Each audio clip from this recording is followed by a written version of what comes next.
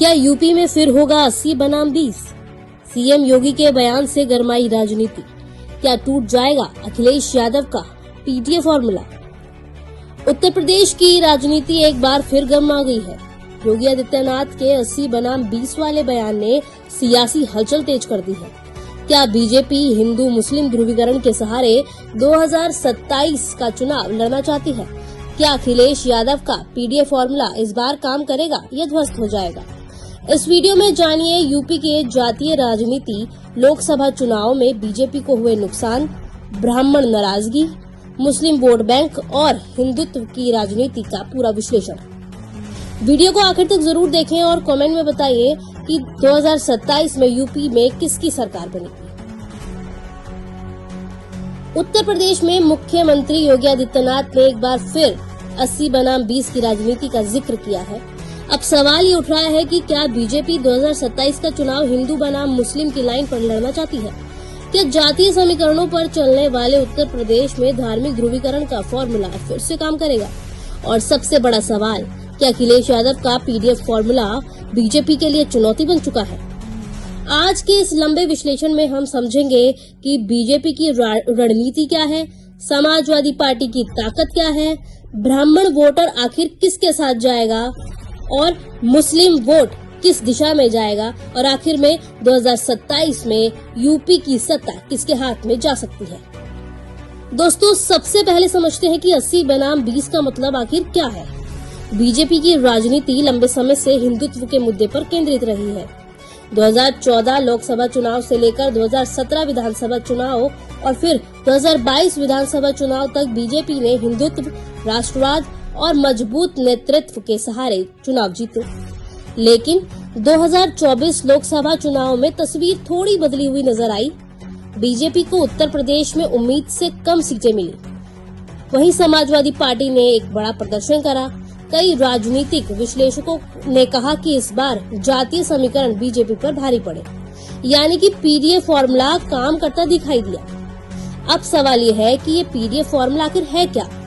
PDA यानी पिछड़ा, दलित और अल्पसंख्यक। अखिलेश यादव लगातार यही कोशिश कर रहे हैं कि यादव मुस्लिम समीकरण से आगे बढ़कर गैर यादव पिछड़ों और दलितों को भी समाजवादी पार्टी के साथ जोड़ा जाए। अखिलेश यादव समझ चुके हैं कि सिर्फ मुस्लिम और यादव वोट से सत्ता में वापसी आसान नहीं है, इसलिए उन्होंने पीडीए की नई राजनीति शुरू की। लोकसभा चुनाव में इसका असर भी दिखाई दिया।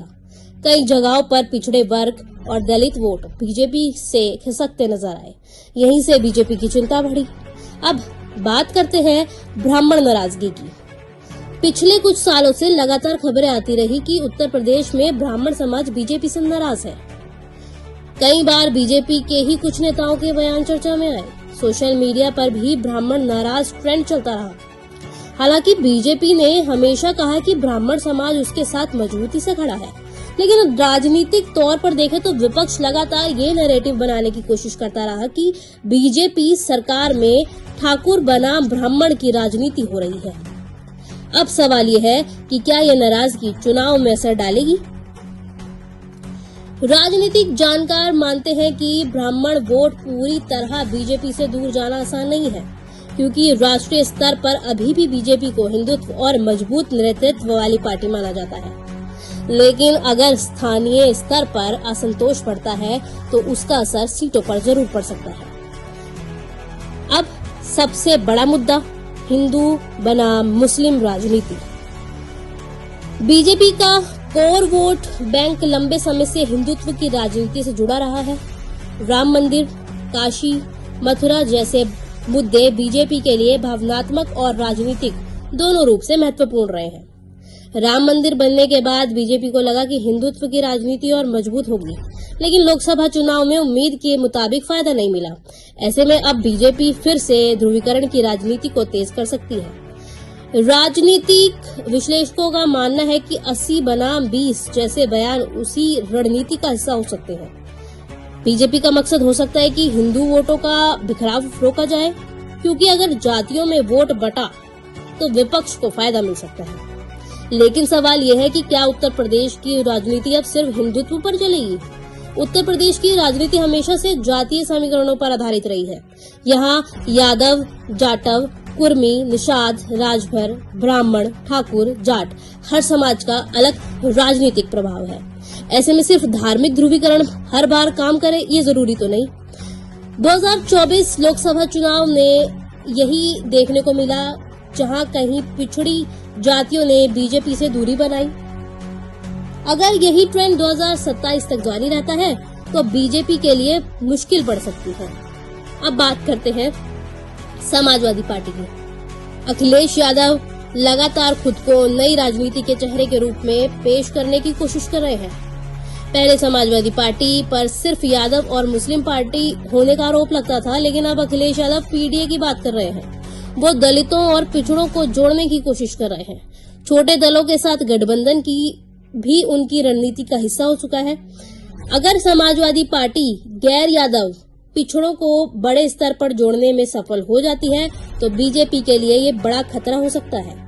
अब हम बात करते हैं बीजेपी की ताकत की। बीजेपी के पास अभी भी सबसे मजबूत संगठन है। आरएसएस का network, booth management, social media, केंद्र सरकार की योजनाएं, ये सब बीजेपी की ताकत है। इसके अलावा नरेंद्र मोदी की लोकप्रियता भी बीजेपी के लिए सबसे बड़ा फैक्टर है। उत्तर प्रदेश में अभी भी बड़ी संख्या में वोटर ऐसे हैं जो मोदी और योगी की जोड़ी पर भरोसा करते हैं। चाहे वो कानून व्यवस्था, बुलडोजर एक्शन और हिंदुत्व, ये मुद्दे बीजेपी को कोर वोटर के लिए मजबूत रखते हैं। लेकिन विपक्ष भी अब पहले जैसे कमजोर नहीं दिख रहा है। लोकसभा चुनाव के बाद समाजवादी पार्टी का आत्मविश्वास बढ़ा है। कांग्रेस भी यूपी में धीरे धीरे एक्टिव होने की कोशिश कर रही है। अगर विपक्ष एकजुट रहता है तो बीजेपी को चुनौती मिल सकती है, लेकिन अगर विपक्षी वोट बटे तो फायदा बीजेपी को होगा। अब सवाल 2027 में किसकी सरकार दिखेगी। देखिए, अभी चुनाव में समय है, राजनीति में हालात तेजी से बदलते हैं, लेकिन मौजूदा स्थिति को देखें तो मुकाबला दिलचस्प होता दिखाई दे रहा है।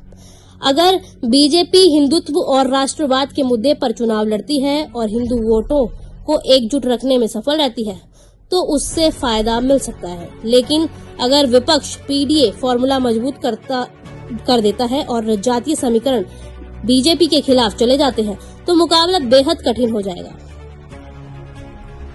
अब सबसे अहम बात, उत्तर प्रदेश का वोटर बहुत समझदार माना जाता है। वो हर चुनाव में अलग तरीके से वोट करता है। लोकसभा और विधानसभा चुनाव में वोटिंग पैटर्न भी अलग होता है।